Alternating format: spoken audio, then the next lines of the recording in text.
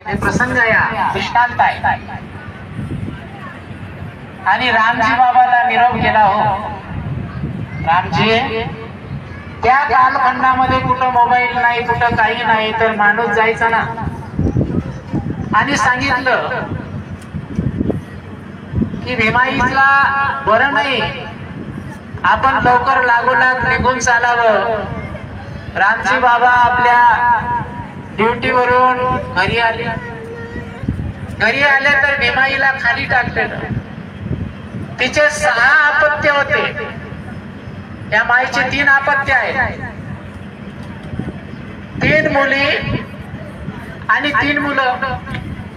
जसं बापाला पाहिलं आणि अंबारडा लेकरानं फोडला आणि मोठी मुलगी तुळसा, सारजा, मंजुळा, बाळाराम आणि आनंद आणि विवाह 5 वर्षाचा होता.